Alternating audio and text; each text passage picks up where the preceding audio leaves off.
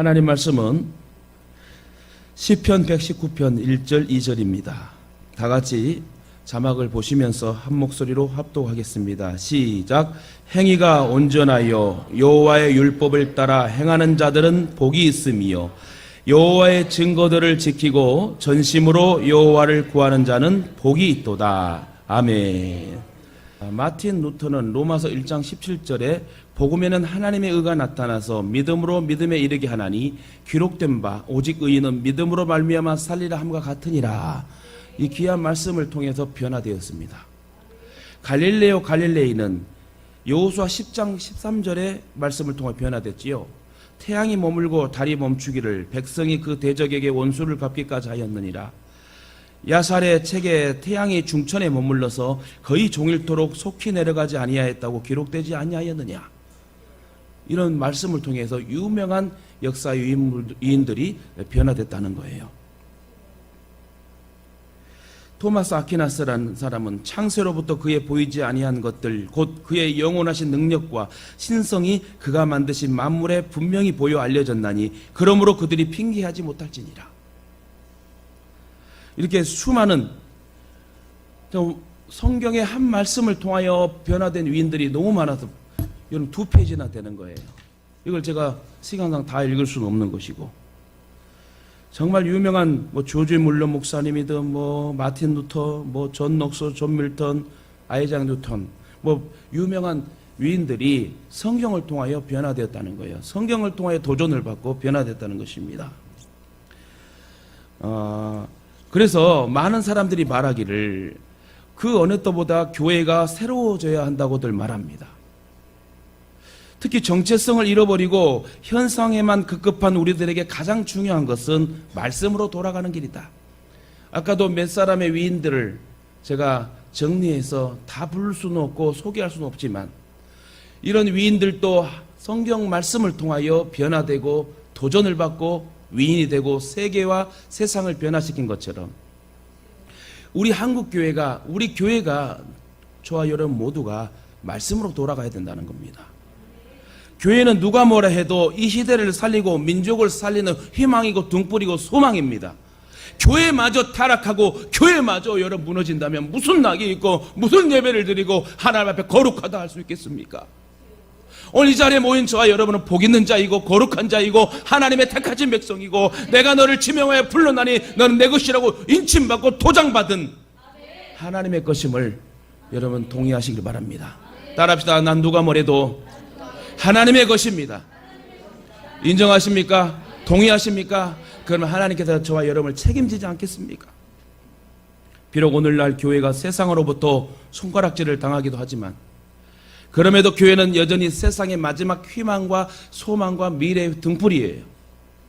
아울러 주님이 이 땅에 세우시기를 원했던 그 교회의 모습을 회복하기 위해 우리는 각자 시급히 개혁의 시동을 걸고 여러분 이노베이션, 얼굴에 가죽을 벗기는 그 고통을 따라서라도 우리는 개혁시키고 말씀으로 돌아가야 된다는 거예요. 여러분 유명한 깡패였던 김익두 목사님의 일화를 많이 있겠지만 하나를 소개하고 또 말씀을 전하겠습니다. 김익두 목사와 스님이라는 일화예요. 전북 정읍의 한 농업고등학교에서 김익두 목사님이 이제 깡패여서 훌륭한 목사님에 대해서 이제 부흥회를 인도합니다. 그때 이제 소문이 김익두 목사님 부흥회 가면 장님도 눈을 뜨고 안진뱅이도 일어난다는 소식을 듣고 정읍에 있는 사람만 온 게 아니라 그 근처에 있는 사람 다 몰렸어요. 병자도 오고 수레를 타고 오고 끌고 오고 하면서 많은 병자들이 모였다고 합니다. 그때 내장사의 주지는 아니지만 건축업을 크게 해다가 망해가지고 다리까지 다쳐 안진뱅이 된 스님이 있대요. 그 용하다는 스님, 그래서 그의 모든 것을 또 배우려고 하는 그런 제자들도 많이 있는 내장사의 안진뱅이 스님이 김익두 목사가 한 농업고등학교에서 부흥회 한다고 하는 소식을 듣고 김익두 목사의 설교를 듣고 예배를 참석하면 장님도 눈을 뜬다, 안진뱅이도 일어난다 이런 말을 듣고 그 스님이 어떻게 해서든 그 예배당을 찾아갔답니다. 농업고등학교의 부흥회를 찾아갔답니다. 속으로는 아이고 저 깡패같이 생겨가지고 진짜 뭔 목사라고 뭔 말한가 두고 보자 하고 이제 처음에는 갔대요. 근데 말씀을 듣고 보니 회개가 터져 나오고 자꾸 마음속에 일어나 걸으라 일어나 걸으라 막 그러더래요. 그동안 성령이 불같이 뜨거운 역사 일어나갖고 갑자기 그 앉은 상태에서 일어나 걷게 됐다는 거예요. 할렐루야. 그 내장사 스님을 안전뱅이 스님 모르는 사람이 없는데 다 은혜를 받고 역시 하나님 살아계시구나. 나중에 그 스님이요 꼽을 쳤던 돈들 절로 인해서 가짜로 해가지고 돈 모아놨던 모든 것들이 엄청 났는가 봐요. 그래서 김익두 목사님에게 승복을 벗고 양복을 차려입고 정중히 가가지고 목사님 제가 이 교세 유치원이 없고 교회 예배당이 없는 것 같은데 제가 이 물질을 제가 바치겠습니다. 그래서 김익두 목사님을 통해서 예배당과 또 유치원이 생겼다고 그래요. 지금도 그 기도원이 남경성 기도원이라고 있다고 그래요. 여러분 무슨 말씀이죠? 그 깡패였던 목사님이 하나님 말씀을 알고 예수 전당 불신지옥을 외치며 정말 이렇게 믿음으로 부흥의 귀한 말씀의 설교자가 되어 스님까지 변화시키고 역사를 변화시키는 그런 일화로 인하여 오늘 또 설교 속에 여러분 소개됐다는 것은 말씀의 위력, 하나님의 말씀의 능력이 그만큼 위대하다는 것을 여러분에게 알리기 위하여 하나님의 저와 여러분이 주신 거 아니겠습니까? 오늘날 성경은 1250여 개의 언어로 번역되고 15억 권 이상의 보급되었으며 연간 3천만 권 이상 보급되고 있습니다. 베스트셀러가 성경이래요. 이렇게 인류 역사의 영원한 베스트셀러가 되기까지는 많은 우여곡절이 있었습니다. 특히 중세 기독교는 교인들이 성경을 읽지 못하도록 대단히 핍박하고 죽였어요. 동방신학, 서방신학 이러면서 서로 성경 가지고 싸우고 풀이하다 죽고요. 무조건 지면 죽는 거예요. 저도 성기순례 스위스 종교계 성지를 가서 제가 논문을 썼잖아요. 아나베프티지의 세례, 침례 이런 걸 연구하다가 제가 15페이지 논문을 발표한 것을 이론적으로 제가 연구하고 발표했던 장소를 그대로 가봤더만 저는 엄청나게 큰 강에 다 참수당한 줄 알았는데 그 조그만 개울가 같은 데다 많은 사람들을 쳐서 제세례를 받아야 된다. 이러다 이제 결국 져가지고 죽었다라는 그런 역사도 있던 것처럼 현장에 가보니까요. 진짜 우리가 이론과 현장에 가서 보니 진짜 많은 사람들이 말씀에 사는 사람도 있었지만 말씀에 살지 못한 사람들이 많이 있었더라. 그래서 이단도 많았을 것이고 참 하나님의 말씀 속에 살지 못하고 자기들이 이단 교주가 되어 지금도 하나님의 말씀을 방해하는 사람들이 많고 거짓 선생들이 많이 있다. 그래서 성경 말하잖아요. 많이 선생되려고 하지 말아라. 여러분 저와 여러분 말씀의 사람이 되어야 되는 거예요. 하나님 말씀에 바로 서서 바른 말씀을 배우고 바른 말씀을 전할 수 있는 그런 사람을 하나님이 사용하시고 사랑하시고 쓰신다는 것입니다. 공산당의 권력이 난무할 때는 감시 때문에 성경을 곁에 두지 못하고 은밀하게 땅에 묻어 숨죽여가며 읽던 일도 여러 많이 있었지 않습니까? 지금도 북한은 마음대로 예배를 드리지 못하고 성경을 읽지 못하는 그런 연약한 상황 속에서 우리는 얼마나 감사합니까? 얼마나 큰 축복입니까? 구원의 복을 받았죠. 이 귀한 성전을 주셨죠. 귀한 목사님 주셨죠. 귀한 성도들 주셨죠. 이렇게 예배할 수 있고 아멘할 수 있는 허락 기회 주셨으니 북한의 지하 감옥의 세계에서는요 아멘 하고 싶어도 못해. 따라합시다. 아멘 할 수 있을 때 아멘 많이 합시다.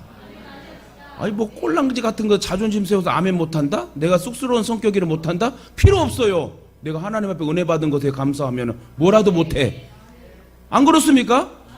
아니 지금 아멘 하고 싶어도 못하는 사람들이 많은데 환경이 많은데 우리는 아멘 할 수 있고 여러분 은혜 받을 수 있는 그런 길이 얼마나 많이 있는데도 우리는 내 자존심이나 쑥스러움, 체면 오늘 향년 78세의 삼성 이건희 회장이 별세했더라고요. 투병 끝에 오늘 임종을 했어요. 여러분 사람은요 가진 자나 가지지 못한 자나 하나님 말씀만 했어야 되고 구원의 복을 받아야 돼요.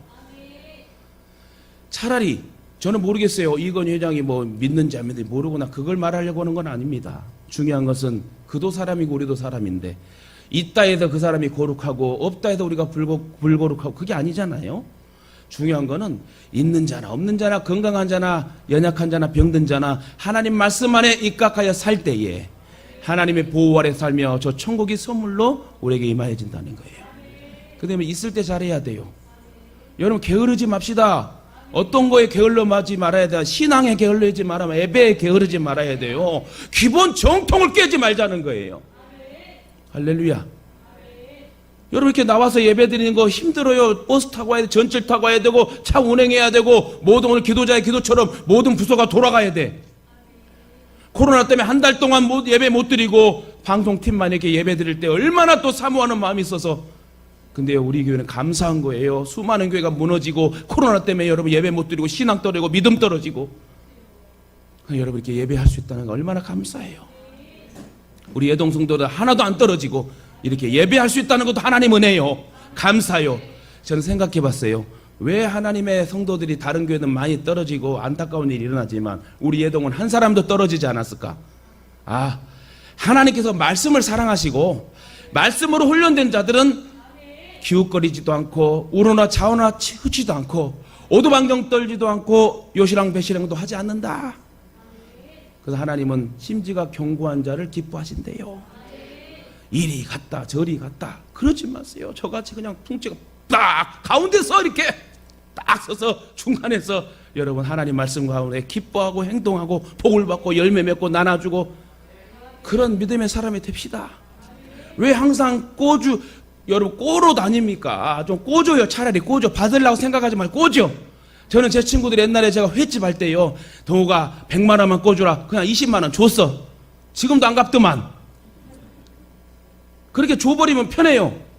괜히 100만 원 꼬줘갖고 못 받아서 친구 잃고 돈 잃고 100만 원 때문에 관계성이 깨져버린 거 나 싫어요.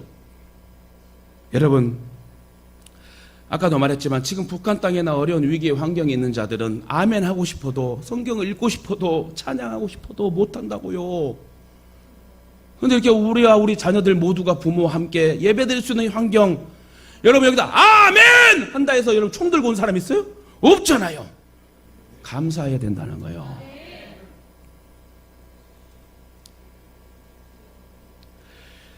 그러나 지금 우리는 성경을 큰 소리로 읽어도 어느 누가 핍박하지 않습니다. 성경을 많이 가졌다고 시비 걸 사람도 없습니다. 그럼에도 성경은 제일 많이 보급된 동시에 제일 안 읽는 책이 되어버렸습니다. 어떤 사람은 성경이 베개야. 참으로 안타까운 일입니다. 성경에 기록된 모든 믿음의 사람들의 특징은 말씀을 첫째로 삼았다는 거예요.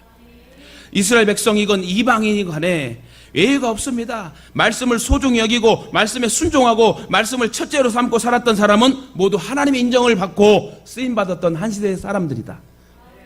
그 중에 한 사람이 오늘 여러분 이방인 아람 나라 장군 나하만 알죠? 나하만 문둥병 걸린 장군. 성경의 이방인의 이야기, 그것도 문둥병에 걸린 사람의 이야기가 이렇게 자세하게 기록된 것은 매우 이례적인 일이에요. 한 장에 다 이방인의 나하만 장군의 이야기가 나와. 성경의 66권에 여러분 기록될 것이 얼마나 많이 있는데 이스라엘 백성도 아니고 여호수아도 아니고 모세도 아닌데 이방인 아람 나라 문둥병에 걸린 장군 이야기가 성경 5장에 한 장에 다 나와요. 놀래지도 않아. 여러분 열왕기하 5장 전체가 이 이방인 아람 나라 장군 나하만의 이야기가 나옵니다. 이스라엘 백성도 아니라고 그랬어요. 나하만은 이스라엘을 여러 번 침공한 아람 이방 나라 군대의 장관이에요. 이스라엘 백성의 왼수예요. 게다가 문둥병 환자입니다. 요즘이야 문둥병을 대수롭지 않게 생각합니다마는 당시로서는 불치의 병이었고 하나님의 심판으로 받아들였던 질병이었습니다. 그런 나하만이 성경 한 장의 주인공으로 쫙 기록되어 있어요. 왜 그랬을까요, 여러분? 궁금하지 않아요? 무엇 때문일까요? 다른 게 없어요. 이방인임에도 불구하고 이 나하만이 하나님의 말씀을 붙잡은 사람이었고 하나님의 말씀에 순종한 사람이었다는 거예요.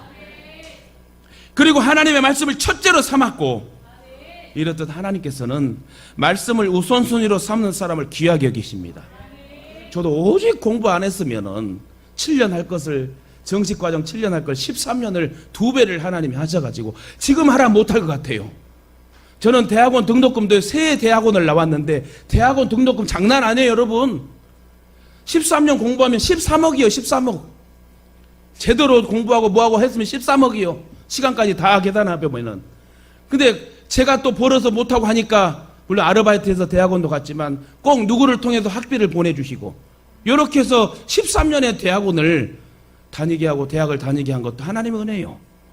어떤 사람이 되게 하려고? 말씀의 사람이 되게 하려고.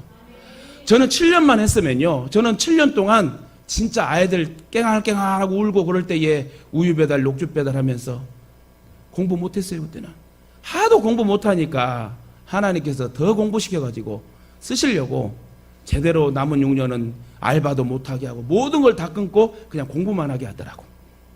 사무실에 사찰 전도사로 들어가게 해가지고 전임 전도사로 들어가게 해가지고 사무실을 하루 12시간, 여러분 12시간 의자에 한번 앉아 있어 봐요. 제가 그래도 엉덩이가 여러분 단단합니다. 힘을 주면 땅땅해요. 그게 여러분 의자에 많이 앉아 있어서 허리는 좀 아프지만 그렇게 하나님 훈련시키더라. 왜요? 다른 건 아니에요. 바른 말씀을 전하는 목회자가 되라고. 왜 저를 13년 훈련시켰다고? 자랑이 아니에요. 오죽하면 제 조카가 삼촌은 왜 이렇게 공부를 오래오래 했냐고. 그 엄마가 잘 얘기해 줘야 되는데 공부를 못해서 그렇지. 그래서 참아요. 목회자라서 참아야 돼. 그래도 여러분 바른 말씀을 전하는 목회자로 강대상에 서 있으니 오늘도 전 세계 유튜브로 실시간으로 지금 방송이 나가고 있고 하나님의 은혜 아니에요? 나 같은 이 연약한 자가 이렇게 하나님의 말씀을 전할 수 있도록 은혜 베풀어 주시고 바른 말씀을 전하는 목회자로 여러분 바른 교단에 서서 큰 장자 교단에서 바르게 우리가 소속되어서 바르게 살고 바르게 전도하고 바르게 말씀을 전하니 이 또한 하나님의 은혜임을 여러분 기억하시기 바랍니다. 따라합시다. 참으로 목사님을 잘 만났습니다. 인정하십니까? 동의하십니까? 아멘이 점점 커져야 되는데 저도 여러분을 잘 만났습니다. 감사합니다. 그러므로 말씀의 능력을 경험하기를 원하는 사람은 하나님의 말씀 앞에 자신의 생각과 경험을 내려놔야 돼요. 자기의 지식과 이성과 자 아이덴티티 정체성을 내려놔야 돼. 하나님의 말씀 앞에 꼬꾸라져야 된다는 거예요. 특별히 우리는 하나님의 말씀 앞에 우리의 자존심을 내려놔야 돼요. 왜 자존심을 세워 하나님 말씀 앞에? 아시다시피 문둥병자였지만 나아만은 자존심을 내세울 만한 충분한 조건을 갖춘 사람이었어요. 아람 나라 왕 다음에 2인자야. 문둥병에 걸렸다고 해서 엘리사의 그 말도 안 되는 문전박대와 명령에 순종하는 것은 너무나 수치스럽고 굴욕적인 일이에요. 아유! 이것들이 말이야 나를 문둥병 걸렸다고 나를 갈시에 무시하고 다시 돌아갈 수 있어요. 다 그냥 무너뜨려 버리고 엘리사의 집을 다 폭발시켜 버리고 자기 나라로 돌아갈 수도 있어. 자존심 있다면. 자존심이 사실 허락되지 않는 일이잖아요. 엘리사는 나오지도 않고 그냥 요단강에 똥물에 7번 씻어라. 아니야. 얼마나 큰 아람 나라의 장군 2인자가 왔는데 한낱 식민지 속에 있는 엘리사 선지자를 하지만 코빼기도 얼굴도 비춰보지 않고 마당에 서 있는 아람 나라 나아만 장군에게 요단강에 7번 씻으라고 해라 하고 게하시 종을 시켜서 그것도 시킵니다. 얼마나 창피한 일이에요. 자존심이 여러분 완전히 상할 일입니다. 그러나 나아만 장군은 하인들의 공고를 받아들여서 장군이요, 그래도 여기까지 왔으니 한번 하나님 말씀이 살아 계신다면 한번 순종해 봅시다. 그리고 하인들의 그 공고를 받아들여 곧바로 요단강으로 내려가 하인들이 보는 앞에서 옷을 벗습니다. 나아만은 하나님의 말씀 앞에서 교만의 옷과 자랑의 옷과 자존심의 모든 것들을 다 내려놨어요. 하나님의 말씀 앞에 그는 하인들이 보는 앞에 알몸이 됩니다. 그리고 물속으로 들어갔습니다. 이 얼마나 창피한 일이고 좀 막말로 쪽팔린 일입니까? 얼마나 쪽팔렸겠습니까? 자기 아람 나라에서는 접대받고 존경받고 위대한 권력 앞에 많은 사람들과 신하들과 하인과 백성들이 벌벌 떠는 장군의 위상이 지금 한낱 이스라엘에서 촉국에 진짜 이 요단강 똥물에 7번 물을 담그라고 목욕하라고 할 때에 얼마나 속상하고 쪽팔렸겠어요. 열왕기하 5장 14절에 나아만이 이에 내려가서 하나님의 사람의 말씀대로 요단강에 7번 몸을 잠그니 그 살이 여전하여 어린아이의 살 같아서 깨끗하게 되었더라. 뭐라고 그래요? 나아만이 이에 내려가서 그 다음에 뭐라? 하나님의 사람의 말씀대로. 여러분, 주의 종이 하나님 말씀을 전할 때 그것이 하나님 말씀이요. 주의 종하고 움직이는 거 이런 축복이에요. 여러분, 주의 종과 같이 움직이고 기도하며 움직이고 결정 나는 것은 하나님이 하시는 것이지. 그렇지 않습니까? 그러니까 주의 종과 믿음의 사람과 함께 이렇게 있으면 성장할 수밖에 없어요. 이처럼 하나님의 말씀에 온전히 순종했을 때 나아만은 완전히 새 사람이 되었습니다. 그렇습니다. 하나님 말씀에 굴복하고 순종하지 않고는 우리의 인생의 가장 근본적인 문제, 본질적인 문제의 죄가 해결되지 않아요. 이처럼 우리가 하나님의 말씀대로 살고 말씀의 능력을 경험하기 위해서는 우리에게 주어지는 기회를 소중히 여겨야 된다는 거예요.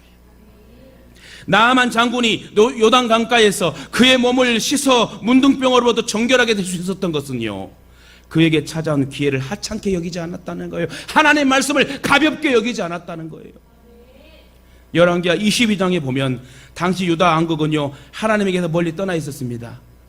나아만 장군 얘기는 끝났고요. 열왕기하 22장 보면은 므낫세가 나와요.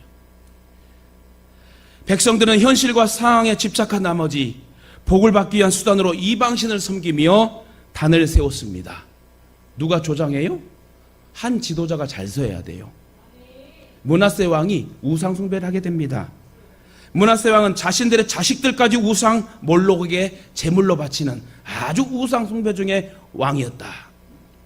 므낫세의 아들 아몬이 왕위를 계승했지만 즉위 2년 만에 암살을 당합니다. 그 아버지가 잘못 우상하니 그 아들이 잘 되겠어요.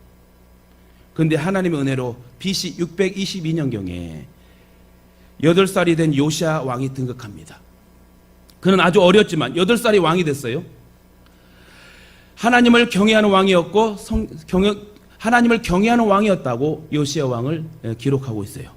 세월이 지나 요시야 왕이 나이 26이 되던 해에 무너진 성전을 다시 짓도록 수리하도록 명령하지요. 그렇게 성전 수리가 진행되던 어느 날 제사장 hil기야가 성전에서 율법책을 발견하고 서기관 사반을 통하여 왕에게 보고합니다. 열왕기하 22장 10절에 보니 또 서기관 사반이 왕에게 말하여 이르되 제사장 hil기야가 내게 이 책을 주더이다 하고 사반이 왕 앞에서 읽음에 드디어 말씀으로 돌아온 요시야 왕은 크게 감사하며 회개하며 옷을 찢습니다. 그리고 왕이 다시 이 책의 말씀을 백성들에게 들려주게 될 때에 유대 왕국의 거대한 변혁과 부흥의 시대가 열리는 것을 그 두 눈에 목격하게 합니다. 하나님의 말씀으로 돌아오는 운동을 할 때 하나님은 평강을 주시고 태평성대를 주시더라. 그 태평성대를 두 눈에 목격되게 하시더라. 그래서 믿음은 바라는 것들의 실상이요 보이지 않는 것들의 증거니라. 이 말이 뭐라고 그랬어요? 제가 여러분이 어떻게 해석했습니까? 믿음은 가상이 아니라 우리의 현실과 상황 속에서 두 눈에 목격되고 바라는 것들이 우리 두 눈에 목격되는 현장이라는 거. 이게 믿음이라는 거예요. 그래도 하나님 앞에 말씀으로, 그래도 하나님 앞에 예배자로 서라는 것입니다. 느헤미야 8장에서도 보면요, 제사장 에스라가 모든 사람 앞에 하나님 말씀을 읽습니다. 7째 달 초하루에 제사장 에스라가 율법책을 가지고 회중 앞 곧 남자나 여자나 알아들을 만한 모든 사람 앞에 이르러 수문 앞 광장에서 새벽부터 정오까지 남자나 여자나 알아들 만한 모든 사람 앞에서 읽음에 무백성이 그 율법책에 귀를 기울였는데 라고 성경 기록해요. 하나님 말씀이 떨어졌을 때 어떻게 했다? 귀를 기울였다. 다시 말해 하나님 말씀의 중심에 여러분 섰다는 거예요. 여기에도 볼 수 있듯이 개혁의 단초는 오직 말씀으로 돌아가는 거예요. 여러분, 이 나라 민족과 세계의 모든 5대양 6대주가 다시 서기 위하면 말씀으로 돌아가야 돼. 느헤미야 8장 5절에는 에스라가 모든 백성 위에 서서 그들 목전에 책을 펴니 책을 펼 때에 모든 백성이 일어서니라.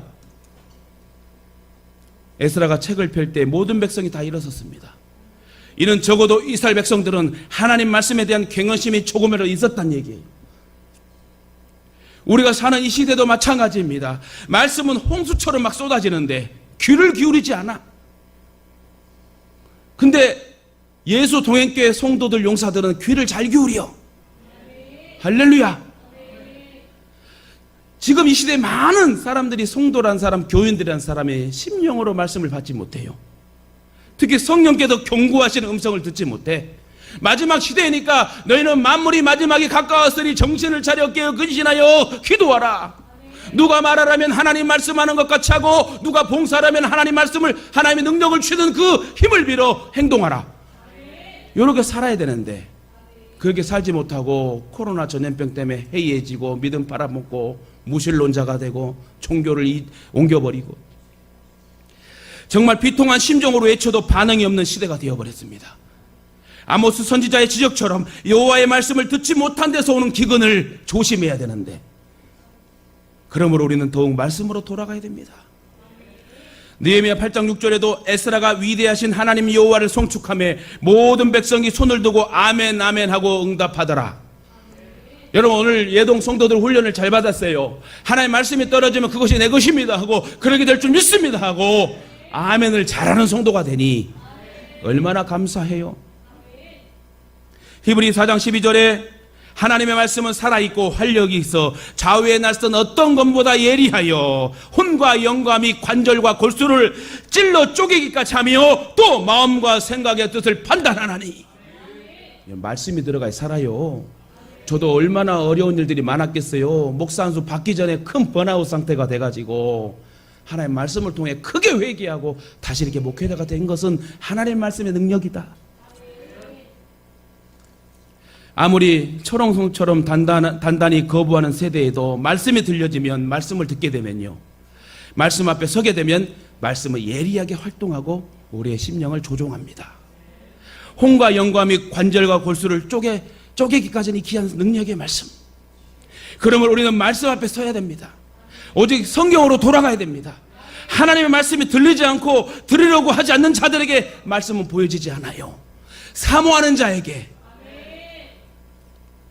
나를 사랑하는 자들이 나의 사랑을 입으며 나를 간절히 찾는 자가 나를 만날 것이라. 이렇게 사모하는 마음이 있어야 하나님이 여러분 교통이 일어나는 거예요. 특히 우리에게 가장 필요한 것은 여러분 느헤미야 8장 8절에 주신 말씀이 하나 있어요. 하나님의 율법책을 낭독하고 그 뜻을 해석하여 백성에게 그 낭독하는 것을 다 깨닫게 하니. 하나님의 말씀이 어떻게 했다? 깨닫게 하더라. 느헤미야 8장에서는요 깨달음이라는 단어가 무려 6번이나 나옵니다. 작금의 말씀이 홍수처럼 범람하는 시대 속에서 듣고 또 들어도 깨달음이 없어요. 지금 여러분, 우리 귀한 말씀 여러분 잘 듣고 회개하고 변화되잖아요. 능력의 역사가 일어나요. 기적의 역사가 일어나요. 왜 이 시대에 기적이 없다고 그럽니까? 내가 은혜 못 받으니까 그래. 내가 말씀으로 능력을 못 받고 은혜를 못 받으니까 여러분 헬렐레 하고 사는 거예요. 우리는 하나님 주신 정권 대사의 능력의 용사들인데 왜 장교로서의, 용사로서의 장군의 입지를 줬음에도 불구하고 여러분 병사처럼, 한낱 이등병처럼 여러분 살려고 합니까? 현실만 바라보고 나아가니 쏠림과 이탈이 수없이 일어납니다. 꼬입니다. 아울러 환경과 현실만 쫓다 보니 말씀 앞에 반응을 보이지 못하며 하나님 말씀이 삶으로 연결되지 않아요. 저도 이렇게 말씀을 통해서 이렇게 삽시다 해갖고 진짜 엉뚱하게 산다면 그게 능력이 나타나겠어요? 저도 연약한 자고요, 부족한 자고 죄 많이 짓는 자예요. 그럼에도 불구하고 하나님 말씀의 기본을, 그 틀을 넘어가지 않으려고 하니까 하나님이 쓰시는 것 같아요. 진짜 하나님이 살아계신다면요, 저와 여러분을 사랑하시고 우리가 바르게 말씀 안에 서게 되면 쓰십니다. 근데 하나님이 아니고 합당한 방법이 아니라면 하나님 내어 쳐버려요. 신앙생활 있을 때 잘해야 돼요. 아멘 할 수 있을 때에. 이제 마지막 시대 때 어떤 질병과 전쟁이 일어날지 모르는데 물로도 아닌 유황불도 아니래요. 형용할 수 없는 그 큰 재앙으로 여러분 종말이 온다고 그래요. 여러분 깨어 기도해야 됩니다. 시편 106편 7절에 우리의 조상들이 애굽에 있을 때에 주의 기이한 일들을 깨닫지 못하며 주의 크신 인자를 기억하지 아니하고 바다 곧 홍해에서 거역하였나이다. 이스라엘 역사에 하나님께서 베푸신 기이한 일들을 백성들이 깨닫지 못하던 시절도 있었습니다. 믿지 못하고 따르지 못하며 거역한 세대는 광야에 다 쓰러져 죽었습니다. 말씀을 깨닫지 못하고 주님의 크신 인자를 기억하지 못하면 쓰러지는 세대가 될 수밖에 없습니다. 그러므로 말씀 앞에 설 때마다 우리는 그 말씀을 깨닫도록 기도해야 되고, 그 말씀의 능력이 역사가 나의 환경과 현실 앞에 믿음의 사건으로 목격되기 위해서는 이런 말씀 붙잡고 기도해야 된다는 거예요.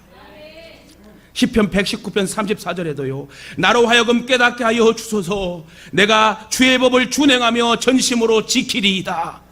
오늘 말씀을 떨어졌어요. 말씀이 떨어졌어. 그 말씀을 내 말씀으로 받아들이고 순종할 때 역사는 일어나는 거예요. 말씀 앞에 서서 전심으로 지키겠다고 고백하며 기도하면 그 말씀이 우리의 심령을 조정하여 주고 어루만져 주십니다. 이 땅을 고쳐주십니다. 이 나라 민족의 부흥을 허락하십니다. 여러분, 이처럼 우리가 참으로 하나님의 말씀으로 돌아가서 읽고 깨달음이 있을 때에 역사는 일어나게 될 줄 믿고 이런 말씀으로 돌아갑시다. 오직 말씀으로 서시길 주님의 이름으로 축원합니다. 오늘 본문 시편 119편에도 시인은 한결같이 하나님의 말씀인 율법을 사모하면서 그 말씀을 지킬 수 있게 해달라고 기도합니다. 그리고 하나님의 말씀을 나타내는 율법을 여러 가지 다른 말로 표현해가며 찬양합니다. 이처럼 하나님의 말씀은 우리에게 복을 가져오며 생명을 가져오는 말씀인데, 이상하게도 우리는 그 말씀을 지키기보다는 자기 뜻과 방식대로만 살려고 그래. 자기가 너무 강해. 그래, 자기가 너무 강하니까 엉뚱한 말이 터져나고 엉뚱한 행동이 나오는 거야. 자기만 말만 하려고 그래. 남의 사람 말 안 들려. 그러니까 싸우고 지지고 볶는 거예요.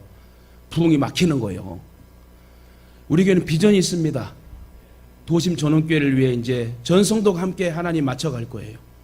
진짜 하나님이 주신 땅에 놀라운 일들이 많이 일어날 것입니다. 그렇게 하나님 앞에 나아가고 합력하여 선 누리는 성도들에게 개척한 지 8년 만에 놀라운 기적이 있고 여러분 가정과 여러분 앞길에 행복이 있으리라 저는 확신합니다. 아시다시피 이스라엘 백성들은 말씀에 대하여 불순종함으로 숱한 고난을 당하였습니다. 나라가 다 망하고 포로가 되어 다른 나라에 잡혀가고 고난당하며 수백 년 동안 강한 나라들의 지배를 받으면서 할아버지, 아버지, 태어난 손자, 손녀도 다 3, 4대가 노예의 신분으로 태어나죠.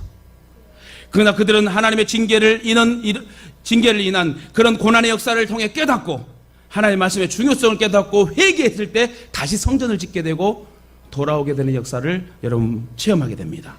예수님께서 이 땅에 오신 목적도 우리 속에 있는 불순종의 죄를 없이 하고 우리로 하나님의 말씀에 순종하여 살도록 하시기 위한 것 아닙니까? 결국 십자가를 지시기까지 철저하게 그 말씀에 순종하심으로 마침내 우리를 구원의 반열에 서게 하시고, 신약에서 말씀하시기를 말씀을 듣고 행하는 자는 반석 위에 집을 지은 사람 같아서 비바람이 들 때 무너지지 않을 것이라고 하였습니다. 그러나 듣고도 행하지 않는 자는 모래 위에 집을 지은 사람 같아서 폭풍이 몰아칠 때 쉽게 무너질 것이라고 또한 말씀합니다. 미국의 한 실업가가 그의 사업이 부도가 나자 도저히 살아남을 길이 없어서 망연자실해서 자살을 계획하고 어느 호텔에 투숙을 하였습니다. 이 실업가는 30층 호텔 꼭대기에 방을 잡고 자살할 준비를 다 마치고 뛰어내리려고 창문을 열었는데 그 순간 책상 위에 놓인 책이 한 권의 책이 목격됩니다. 무심코 펼쳐보니 성경인데 그 성경을 읽는 순간 내가 죽어서는 안 되겠구나. 이래서는 안 되겠구나. 나에게도 살 소망이 있구나. 모든 생명은 죽게 달렸구나. 그렇게 해서 하나님께서 나에게 용기를 주시고 살 길을 열어주셨구나 하고 구원의 확신을 갖게 됐답니다. 결국 그는 그 성경을 읽다가 자살하지 않고 그 자살을 멈추고 뛰쳐나와서 다시 사업을 재건하여 성공을 하게 됩니다. 그 까닭에 이 실업가, 죽으려고 했던 이 사업가는 어느 호텔이든지 책상마다 자기를 살린 성경을 가져다 놓으라고 부탁을 하고 무료로 성경을 공급합니다. 이러한 일을 좀 더 본격적으로 하기 위해서 조직한 것이 바로 기드온 협회래요. 여러분 아시죠? 조그만 녹색 성경책. 기드온 협회를 통해서 세계 호텔이나 병원, 군대 그리고 각 기관 단체마다 성경을 무료로 보급하고 비치하기 시작했습니다. 이러한 일을 하는 이유는 성경의 위로의 말씀이 있고 치유의 말씀이 있고 살리는 말씀이 있고 무엇보다 구원의 말씀이 있고 자살할 사람이 새로 용기를 얻는 하나님의 능력이 있기 때문에 이런 사업을 여러분 무료로 지금까지 하고 있다는 거예요. 얼마나 멋져요. 그 한 사람이 회개하고 말씀의 위력과 능력을 깨달았기에 많은 성경이 공짜로 보급되고, 지금도 군대 가게 되면 여러분 국방부 색깔로 해갖고 기도연협회 가고 여러분 여기 공급하는 그 신약 성경을 받을 수 있어요. 그래서 이제 철학자 임마누엘 칸트도, 이 철학자인 임마누엘 칸트 유명하잖아요. 이 사람이 뭐라고 한 줄 아세요? 성경이 있다는 것이 인류 최대의 축복이다. 따라합니다. 성경이 우리에게 있다는 것이 저에게, 우리에게 축복입니다. 할렐루야. 말씀 맺겠습니다. 시편 119편 6절에 내가 주의 모든 계명에 주의할 때에는 부끄럽지 아니하리이다. 이 말씀이 무슨 말씀인지 아세요? 이 말씀은 전에 부끄러운 일만 일삼았던 사람도 말씀으로 변화되면 자랑스러운 사람이 된대요. 지금도 늦지 않았어요. 저는 여러분 100세 넘을 때까지 살 거예요. 아멘도 안 해. 왜 남이 잘 되면 배 아파요? 저는 100세 넘을 때까지 목회 잘할 거예요. 이쪽은 항상 늦어. 여러분도 100세 넘을 때까지 사세요. 주의 종과 멋지게 말씀 전하고 한 사람이라도 지옥 갈 영혼을 살린다면 하나님이 여러분 천국에서 둥실둥실 춤춘대요. 전에는 파괴적이고 상처만 주던 사람이 위로의 소망을 주는 사람으로 변화된다는 말씀이요. 김익두 목사님이 스님을 전도하게 하는 역사도 하나님이 하신 일 아닙니까? 또한 전에는 어둠의 일을 했지만 이제는 빛의 사람으로 변화되게 한 것. 그런데 왜 말씀이 우리 안에 역사를 일으키지 못할까? 중요한 거예요. 왜 그러면 우리 안에 말씀의 능력이 역사하지 못할까? 그것은 말씀으로 믿음으로 받지 않았다고요. 형식적인 태도로 대하기 때문에 그래요. 오늘 귀한 말씀을 듣고 여러분 깨닫고 여러분 삶 속에 막 적용하려고 하면은 그 능력의 역사가 막 일어나거든요. 근데 그렇게 살지 않아서 그래요. 밖에 나가면 우리 성도들은 그렇지 않은데요. 옛날 교인들 보면요. 나가면 또 어쨌더라 저쨌더라 좋은 일도 막 함께 막 여러분 막 뒷담하고 이러면 결혼식도 장례식이 돼버리고, 여러분 말씀을 믿음으로 받지 않았기 때문에 형식으로 대했기 때문에 그래요. 그러면 말씀을 믿음으로 받고 순종할 때 놀라운 역사가 일어나게 될 줄을 여러분 믿으셔야 됩니다. 하나님의 말씀을 믿는 순간 능력이 나타나요. 우리가 읽고 듣는 성경은 장식용이 아니에요. 장식용은 운전면허증만 넣어놔. 성경은 빼놔야 돼. 면허증은 넣어놔도 돼요. 그러나 성경은 빼놔야 된다. 일반 책과는 다르잖아요. 베드로전서 1장 23절에 너희가 거듭난 것이 썩어질 씨로 된 것이 아니요 썩지 아니할 씨로 된 것이니 하나님의 살아있고 항상 있는 말씀으로 되었느니라. 이게 뭐예요? 우리가 이렇게 나된 것은 썩어질 것으로 된 것이 아니고 하나님 말씀으로 됐대요. 다시 말해 이걸 더 쉽게, 나된 것은 이렇게 살 수 있었던 것은 하나님의 말씀의 은혜구나. 요래 생각하면 될 것 같아요. 지금도 이 말씀은 흥황하여 세계 각종 언어로 보급되고 있습니다. 하나님의 말씀은 살아있어 오늘 우리의 현실의 문제를 해결해 줍니다. 걱정, 근심, 고독, 초조, 불안의 요소에 떨지 마세요. 하나님의 말씀에 내가 서버리면 나를 통하여 하나님 변화시킬 줄 믿습니다. 하나님의 말씀은 재창조의 역사를 여러분 가져옵니다. 말씀으로 온 천지를 만드셨습니다. 말씀이 임할 때 에스겔 골짜기에 마른 뼈들이 살아나 움직였습니다. 생명이 됐다고 그랬어요. 말씀이 임할 때 우리의 어두운 삶이 빛의 삶으로 해같이 빛나게 될 줄 믿습니다. 하나님 말씀 위에 세워진 나라와 교회와 가정은 절대로 망하지 않아요. 그러므로 반드시 우리 부모된 자들은 자녀들은 부모들에게 하나님의 말씀을 잘 배워 나아갔으면 좋겠어요. 내년 2021년 플랜은요, 제가 21년 안에 선포를 할 겁니다. 어떤 선포냐? 제가 각 기관, 구역, 모든 개인까지 하나님의 말씀으로 양육을 해야 되겠다, 이런 말씀이 들어요. 왜요? 아니 들어오나 지나가나 사람들이 뭐 한 사람이 들어옵니까? 시대가 그래요 지금. 그러니까 여러분 우리가 진짜 용사 중에 용사가 돼버리면 여러분 그때 전도의 부흥이 일어날 것이고 일당 100의 역할을 감당하는 훌륭한 용장이 되게 될 줄 믿습니다. 그러므로 저와 여러분은 하나님의 말씀을 믿고 온전히 순종함으로 복을 받고 승리하는 성도들 되시기를 주님의 이름으로 축원합니다.